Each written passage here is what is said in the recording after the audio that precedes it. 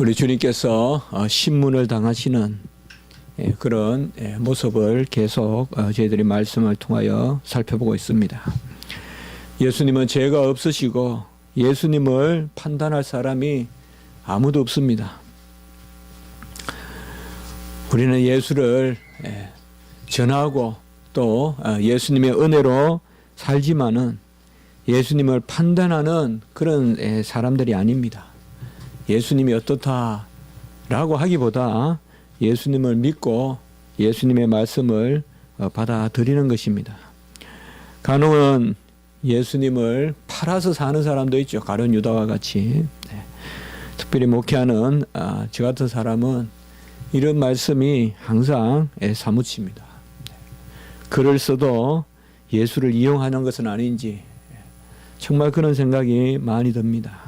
옛날 어느 목사님이 평생 내가 예수를 이용만 했다라고 그렇게 말하는 것을 들었습니다.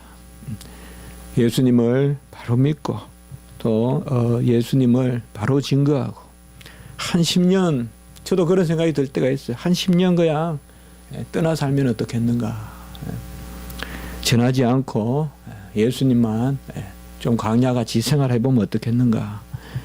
너무 많은 묵상할 시간도 없고 또 책을 읽을 시간도 없고 잔잔히 생각할 시간도 없고 그러면서도 매주 주일은 닥치니까 말씀은 전해야 되고 또 책도 써야 되고 또 이러다 보니까 상당히 고갈을 많이 느끼는 그런 심령을 생각합니다. 그럼에도 불구하고 또 주의 일이라는 것이 항상 고요한 곳에 앉아서 준비한다고 되는 것은 아니고 뛰어가고 또 걸어가고 달려가고 엘리야 같이 급히 달려가면서도 하나님이 또 영감을 주시고 또 하나님이 조명하시면 또 그 가운데 말씀을 또 부여하는 이런 거 보면 어떻게 보면 참 주의 종들은 말씀을 남긴다기보다 전한다 그런 생각을 많이 해봅니다. 뭐 말씀을 남긴다 내가 이 말을 잘해서 무슨 설교집을 남기고 책을 남긴다 그것도 중요하지만은 그것보다는 그때 성도들에게 전할 말씀을 그때 주님께서 허락하셔서 그것을 가지고 성도들에게 전하는 것 그것이 바로 주의 종이 할 일이 아닌가 그런 생각을 해봅니다. 여하튼 우리가 간혹은 주님과 같이 조금 산에 들어가서 기도도 하고 하는 그런 모습들. 왜냐하면 너무 우리는 주님을 깊이 묵상하지 않는다. 예수 그리스도를 깊이 생각하고 또 그를 아는 지식에서 자라가야 되는데 이런 것들을 우리가 잘 생각해 보면 예수님을 깊이 바라보지 않으면 섣불리 판단하고 복음이라고 하지만은 나에게 유리한 것만 좋은 것만 복음이고 나에게 불편하면 복음이 아니고 이렇게 되는 경우가 많다는 거죠. 그래서 오늘 보면 이제 빌라도와 유대인들이 예수님을 심판하는 이런 모습을 보고 그들이 특별히 유대인의 법이 있다라고 하면서 이제 오늘 후반부에 보면 예수님을 특별히 이제 죽음으로 내모는 그런 모습을 볼 수가 있는데 그들이 얼마나 법을 하나님의 법이라고 하면서도 그들 나름대로 자기 좋은 대로 적용하고 있는지 정말 우리가 이걸 떨쳐내야 됩니다. 정말 떨쳐내야 돼요. 물에 빠진 생쥐란 말이 있는데 우리나라에 생쥐가 얼마나 초라해 보이는지 압니까? 그게 우리일 수 있어요. 물에 빠진 생쥐 같은 모습이 있죠. 털이 쫙 들어붙어 가지고 얼마나 초라한지 모르죠. 볼상사납고 빨리 물을 틀어내고 딱 건조시키면 또 그래도 모양이 나는데요. 이 설치류들이 다 그렇거든요. 보면 동물의 왕국이나 이런 데 보면 우리도 보면 다들 물을 틀어내야 되는데 말이죠. 우리 주님께서 자색 옷을 입고 가시 면류관을 썼습니다. 그들이 억지로 입힌 것이죠. 가시 면류관이 뭡니까? 저도 한 번은 그 영국에서 우리 교회를 섬기고 하면서 주일학교 학생들하고 저희 집에서 제 기숙사에서 제가 한번 주일학교 아이들을 돌본 적이 있었는데 그때 이제 그 기숙사 앞에 가서 아이들하고 같이 이렇게 수련회 같이 한 것 같아요. 그럴 때 그 가시 같은 게 있어요. 그 스코틀랜드. 그래서 그것을 꾹 묶어 가지고 멜류관 같이 한번 만들어 본 적이 있어요. 그래서 정말 그 가시 멜류관은 못 씁니다. 우리가 뭐 가시 멜류관 하니까 괜찮은 것 같죠. 정말 이마에 가시 멜류관을 쓴다는 게 얼마나 따끔따끔 아픈지 그걸 푹 눌렀단 말이에요. 피가 날 만큼요. 예수님께서 가시 멜류관을 썼습니다. 가시라는 말을 우리가 금방 떠올리면 성경에서 죄를 짓고 이제 세상에 수고가 오죠. 그래서 열심히 땀 흘리면서 아담에게 이제 하와에게는 해산의 고통을 주고 아담에게는 또 수고하게 했는데 땅에 소산을 내도 뭐예요? 엉겅퀴와 가시덤불이 막으리라 라고 이렇게 이야기했죠. 어떻게 보면 가시라는 것은 죄의 값으로 주신 거예요. 이 땅에서. 하나님께서 엉겅퀴와 가시덤불과 엉겅퀴가 생겨가지고 실제로 우리가 시골에서 농사 지어보면 그러잖아요. 실컷 갖고 놓으면 훨씬 잡초가 먼지 자라거든요. 가시나무는 얼마나 잘 자라는지 몰라요. 잡목이라고 하죠. 금방금방 자라고 가시나무가 산에 들어오기 시작하면 그 산을 싹 정복해버려요. 가시나무가. 그만큼 그래서 옛날에 우리나라가 참 뗄감이 없고 정말 이 겨울을 날려면 산에 가서 나무를 해서 떼야 되는데 그때 가시가 있었기 때문에 사실 많이 했죠. 그래서 그것도 하나님의 은혜예요. 가시는 잘라내야 되고 또 잘라내서 뗄감으로 쓰고 그랬던 기억이 있는데요. 바로 가시 멜류관이라는 것은 죄가 없는 우리 주님께서 저주의 멜류관을 쓰셨다. 이 땅에 가시와 엉겅퀴 어떤 예쁜 꽃을 묶어서 우리 주님의 그러한 머리에 씌우고 종려에 승리의 멜류관을 씌워도 마땅치 않을 텐데 가시덤불과 엉겅퀴 바로 가시 멜류관을 우리 주님의 머리에 씌우셨다. 그리고 또 가시라는 것은 우리 주님께서 비유로 든 말씀도 있죠. 제가 이 말씀을 이 두 가지가 생각나더라고요. 에덴 동산에 죄를 지었을 때 그 가시와 엉겅퀴 그리고 예수님께서 마태복음 13장에 바로 씨 뿌리는 비유를 했을 때 바로 세 번째는 뭐예요? 씨를 뿌렸는데 잘 자라다가 바로 가시떨기가 가로막고 있죠. 가시떨기 위에 뿌려진 씨 이게 세 번째 종류 씨잖아요. 처음에는 잘 자라다가 나중에 가시떨기가 가로막는. 어떻게 보면 우리 주님에게 씌어진 이 가시는 결코 유익하지 못하고 은혜가 되지 못하는 그러한 저주의 그런 상징이나 표상이라고 할까요? 실제적으로 쓰신 것이지만은 바로 그런 가시 멜류관을 주님께서 쓰신 것입니다. 자색 옷을 입었다고 했습니다. 자색 옷은 염료, 안료가 아주 부족한 이 시대에는 이러한 물감을 들인 옷은 다 비싼 옷인데 아마 왕족이나 귀족 중에서도 아주 뛰어난 귀족. 우리나라도 보면 옛날에 뭐 골룡포니 이렇게 해가지고 임금들이 입는 옷을 보면 특별한 색이 있잖아요. 그게 좀 자주에 가깝다고 볼 수 있는데 그러한 바로 자색 옷을 입었다 이 말이죠. 여러분 이 자색 옷을 입었다는 것이 뭘까요? 아마 주석을 보니까 왕족들이 입었다가 버려진 옷일 것이다. 그래서 어디 궁전 창고나 이런 데 돌아다니던 어느 창고에 돌아다니던 옷을 꺼내서 예수님에게 그냥 입힌 거죠. 세상은 이렇듯이 거칠애로 사람을 올가매서 죽이는 데가 바로 세상입니다. 여러분들. 뭐 제가 세상을 떠나라, 세상을 피해서 살아라고 하는 것은 아닙니다. 철저히 우리는 세상 속에서 살아야 되고 그 가운데서 몸부림쳐야 됩니다. 들어가야 됩니다. 세상을 피한다는 것만큼 어떻게 보면 교만한 거 없어요. 세상을 피할 수 없어요. 세상을 피한다는 사람 대체로 교만해요. 내가 뛰어난 줄 알고 나는 저들과 다른 줄 알고 사실상 주님께서 이 자색 옷을 입혔는데 자색 옷은 너무나 초라한 것이 여러분들. 가장 귀한 것은요. 낡으면 가장 보기가 싫어요. 하얀 옷은 무명 옷은요. 때가 묻어도 입을만 해요. 그러나 자색 옷은 임금이 입는 옷은 낡으면 정말 볼품이 없어요. 정말 스산해요. 그러한 자색 옷을 우리 주님께 입혔어요. 바로 왜요?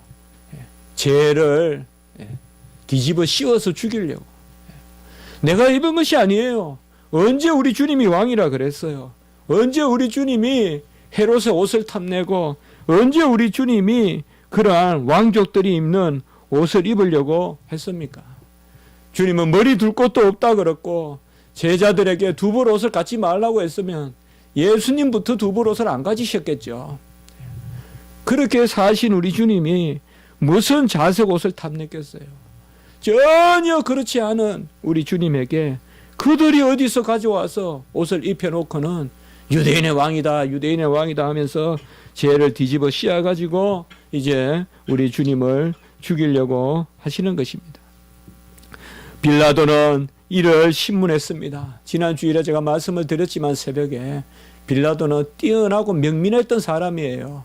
분명히 한두 번 딱 재판해 보니까 이 예수는 이러한 반역죄가 없다.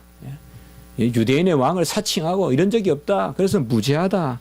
3번이나 이야기합니다. 오늘 이제 3번째인데요. 4절에 보면 내가 그에게서 아무 죄도 찾지 못한 것을 너에게 알려함이라 라고 이렇게 말하고 있습니다. 우리가 헬라어에 보면 죄라는 말은 2가지 단어가 있어요. 보통 우리가 죄라고 하면 하마르티아 그게 죄입니다. 그럼 오늘 여기에 사용된 죄라는 것은 내가 그에게서 아무 죄도 찾지 못하였다. 여기 죄는 아이티아라는 그런 헬라어를 씁니다. 우리나라에도 뭐 죄라는 말이 몇 가지 있을 수 있겠지만 악이라는 말도 있고 죄도 있고요. 그러나 이 헬라어에 대표적으로 하마르티아라는 단어가 가장 평범하게 쓰이는 단어예요. 우리가 원죄라고 하거나 또 자범죄라고 하거나 우리가 성경에서 죄를 지어서 사망에 이른다고 할 때 하마르티아를 써요. 그런데 여기에 오늘 쓰이는 아무 죄도 찾지 못하였다. 이것은 아이티아라는 그러한 단어를 쓰는데 여기에서 말하는 죄라는 것은 뭔가 하면 바로 죄의 명분을 찾지 못했다.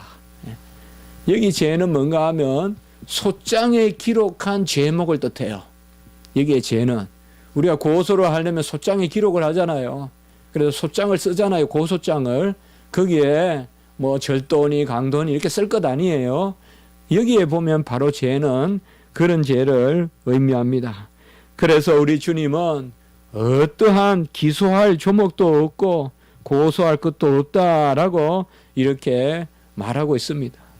내가 그에게서 아무 죄도 찾지 못했다. 이 말은 너희들이 고소하는 이것이 다 헛것이다. 이것을 분명히 보여주는 것입니다. 그래서 이게 참 우리가 잘 기억할 것은 예수님은 아이티아가 없는데 하마르티아를 가지고 죽으신 거예요. 이 말은 뭔가 하면 세상 사람들이 예수님을 고소하거나 비난할 죄가 없는데 아이티아 소장에 적으라면 쓸 게 없는데 우리가 털어서 죄 없는 사람 어디 있어요 정말. 어제 하루라도 죄 없이 산 사람이 어디 있어요. 예수님 없다 이 말이에요. 없는데 하마르티아 바로 하나님 앞에 우리 인간이 지은 죄를 가지고 죽으셨다 이 말이에요. 그래서 제가 여기에 우리가 이 원어에 좀 관심을 가져보면 좋겠다 이 말이에요. 예수님은 우리가 고소할 죄가 없어요. 그 예수님에게 우리 인류가 예수님을 무슨 제목을 붙일 제목이 없어요. 예수님은 이 땅에 오셔서 이 땅에 법을 어긴 적도 없어요. 우리 교인들도 이 땅에 법을 어기면 안 돼요. 신앙생활 잘한다고 뭐 세상에서는 막 사기꾼같이 살면 되는 게 아니에요. 우리 주님도 이 세상의 법 다 지켰어요. 이 세상에도 흠잡을 것이 없어요. 우리 주님 다 그들이 죄를 만들어낸 거죠. 그게 바로 아이티아예요. 아이티아가 없어요. 그러면서도 하나님 앞에 죄인의 자리에 서는 거예요. 원죄, 자범죄, 바로 사망에 이르는 죄, 하나님 앞에 영벌에 이르는 죄, 영원한 사망에 이르는 죄, 그 하마르티아를 가지고 죽으셨다. 그래서 이 빌라도의 말은 그것을 보여주는 것입니다. 아이티아가 없다 이 말이에요. 죄가 없다. 그런데 그는 이 땅에서 죄가 없으시나 하나님 앞에서 죄인으로서 죽으셨다 이 말이에요. 이 땅에는 죄가 없으시나 하나님 앞에서 죄인으로서 죽으셨다 이 말이에요. 엘리 엘리 라마 사박다니 어찌 나를 버리십니까 하면서 죽으셨다 이 말이에요. 왜? 우리가 하나님 앞에서 지은 죄를 가져가시기 위해서 대신 그 자리에 서셨다. 그를 이제 끌어냅니다. 4절에 보면 이 사람을 데리고 너희에게 나오노니, 여기에 이 사람이라고 하는데 여기서는 그냥 대명사예요. 여기서 4절에서는. 그래서 이 사람이 두 분 나온다 이렇게 보면 안 되고요. 성경을 잘 봐야 되는데 4절에 보면 보라 이 사람을 데리고, 여기 이 사람은 그냥 아우토스, 바로 대명사예요. 내가 이 사람을 데리고 나오노니, 진짜 이 사람이라고 한 것은 바로 5절입니다. 우리가 잘 알듯이 그들에게 말하되, 이제 예수님을 데리고 나와요. 관정에서.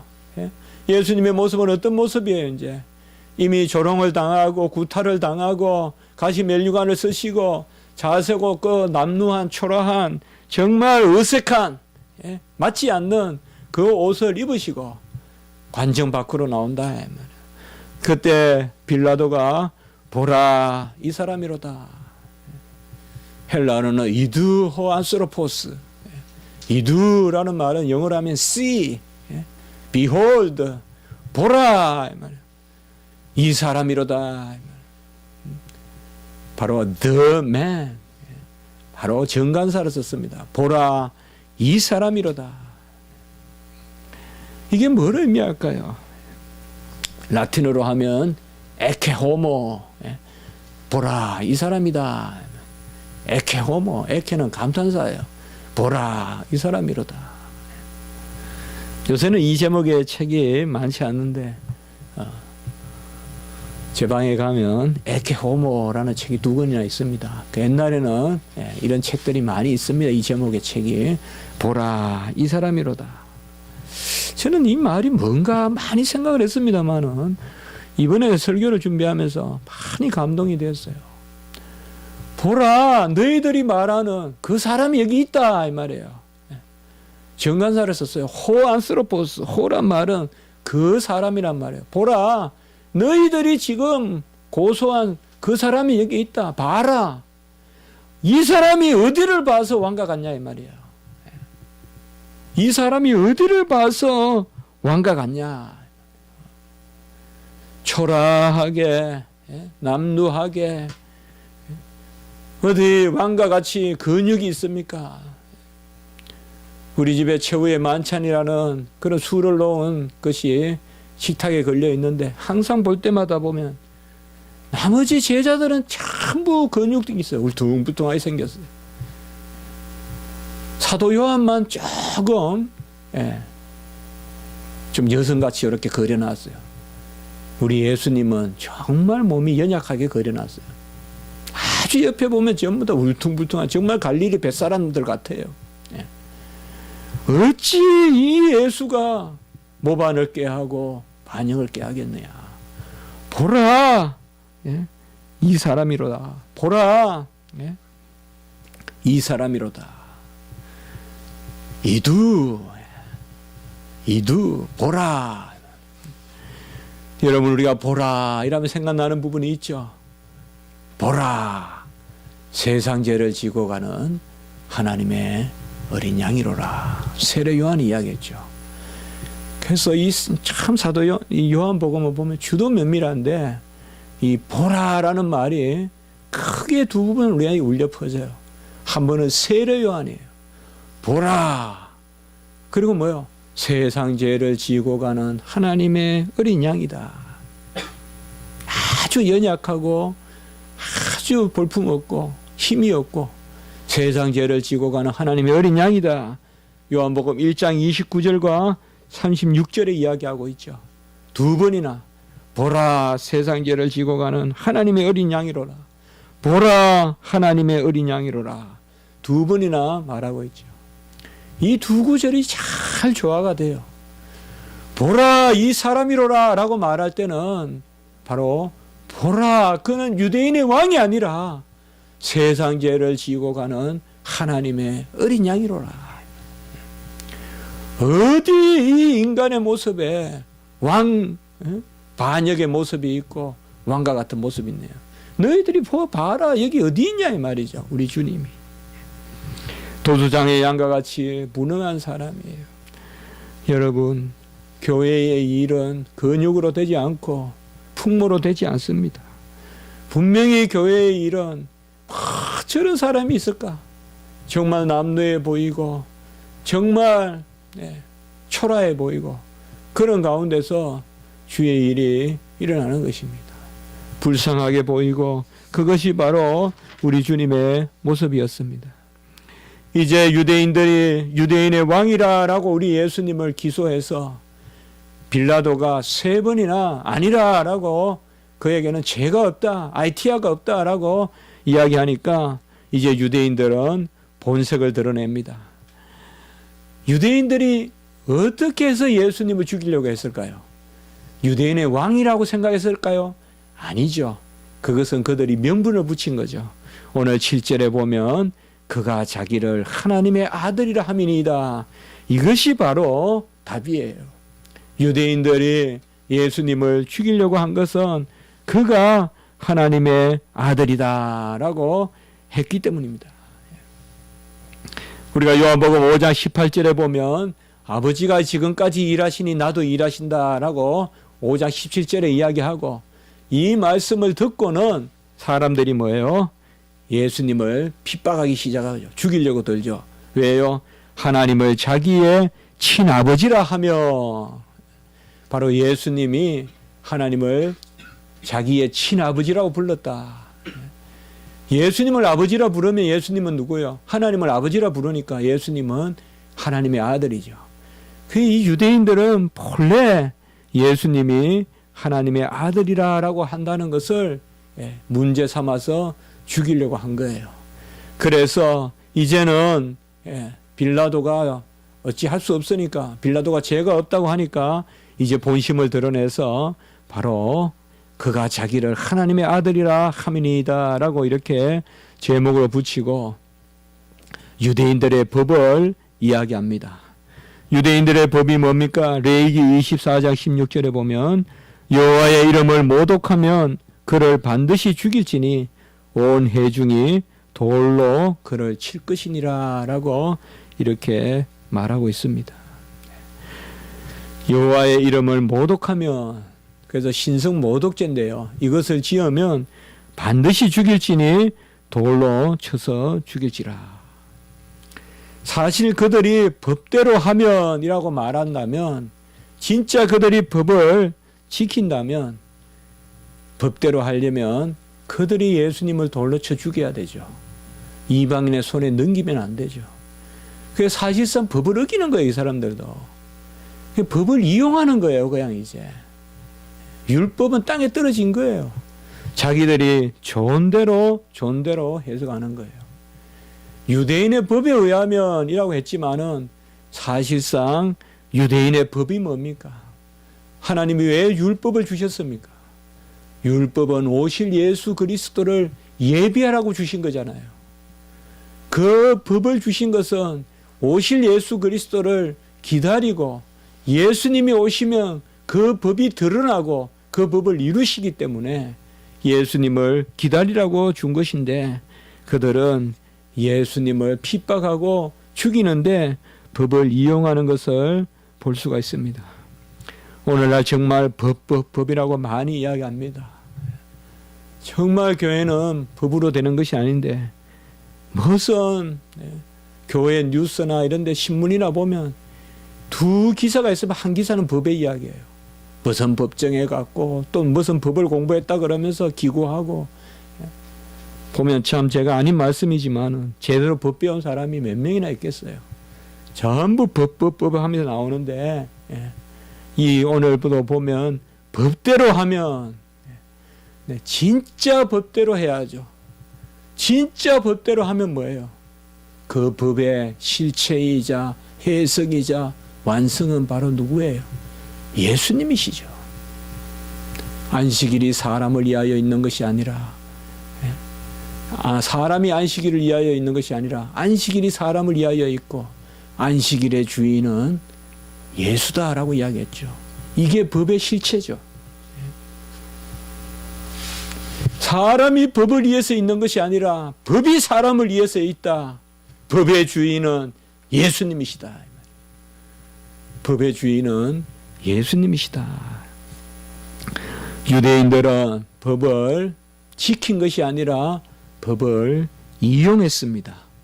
법을 이용해서 이제 우리 주님을 죽이려고 한 것입니다. 로마서 3장 2절에 보면 유대인의 나음이 뭐냐? 하나님의 말씀을 맡았음이라 라고 이야기했습니다. 이때 하나님의 말씀은 로고스가 아니라 로기아입니다. 그러니까 유대인의 나음이 뭐냐? 하나님의 말씀을 맡았음이라. 이게 율법이거든요. 로마서 3장 2절에.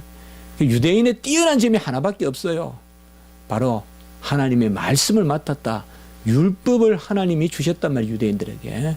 그때 말씀이 바로 헬라어로 말하면 로기아인데, 로기아라는 것은 율법도 되고 바로 로고스, 말씀을 표현한 것이 될 수가 있어요. 로기아란 말은.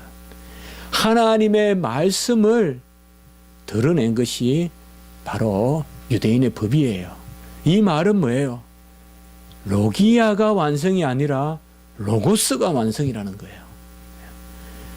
유대인에게 맡겨주신 말씀이 완성이 아니라 오실 예수님이 완성이라는 거예요. 그래서 유대인들은 그 말씀을 기다렸어야 돼요. 우리도 어떻게 보면 하나님의 법을 많이 이야기하고 전통을 많이 이야기하고 교회 법을 많이 이야기하고 내가 안다라고 하고 어깨를 내밀고 다닐지라도 사실상 기다려야 돼요. 법은 주님이 법이에요. 주님이 법이에요. 주님이 진리고 주님이 법이에요. 진리가 무엇이냐? 지난 주간에 말씀 봤잖아요. 지지난 주간에 진리가 무엇이냐? 우리 주님 자신이 진리고 우리 주님 자신이 법입니다. 그래서 칼빈은 율법의 실체와 해석과 완성이 그리스도시다라고 이렇게 정확하게 파악했습니다. 율법의 실체는 그리스도십니다. 법을 이용하지 말고 말씀을 이용하지 말고 정말 우리 자신이 말씀 안에 깨어지고 낮아지는 그런 은혜가 있었으면 좋겠습니다. 기도드리겠습니다. 거룩하고 자비로우신 하나님 아버지, 주님께서 가시 면류관 쓰시고 자색 옷을 입으시고 보라 이 사람이로다. 보라 세상 죄를 지고 가는 하나님의 어린 양이로다. 정말 아무 죄가 없는 가운데서도 우리의 죄를 지시고 이제 사지로 내몰리는 그런 신문을 당하심을 봅니다. 주여, 우리가 이 땅에서 주를 쫓고 주를 따라 산다고 할진대, 우리가 나를 부인하고 주를 쫓는다고 할진대, 어찌 우리에게도 이러한 가시 면류관이 씌어지지 아니하고 또 자색 옷이 입혀지지 아니하겠습니까? 하나님 아버지, 주님과 같이 진리로 살고 주님과 같이 진정 하나님의 법을 쫓아 사는 저희들이 되게 하시되, 이러한 주님과 같은 핍박이 있을지라도 그 법을 버리지 말게 하시고 진리를 버리지 말게 하시고 능히 이기는 저희들이 되게 해 주시옵소서. 저희들의 공고함을 봅니다. 연약함을 봅니다. 부족함을 봅니다. 주여, 여호와의 말씀을 이용하지 말게 하시고 여호와의 말씀을 믿고 새기는 저희들이 되게 해 주시옵소서. 오늘 한날의 예배를 주님께 의지합니다. 부족하고 연약한 저희들을 불쌍히 여겨주시고 우리 십자가 지기 교회 모든 성도님들 지켜주시고 원근각처로 모일 때 안전하게 인도하시고 오늘 주일학교도 주여 붙들어 주시옵소서. 우리 전도사님에게 힘을 주시옵소서. 그리고 오전 예배 또 오후 예배 설교 가운데 주여 은혜를 더하여 주시옵소서. 우리 교회에 은혜를 더하여 주시고 성령의 감동 감화가 넘치게 도와주시고 우리 교회에 주님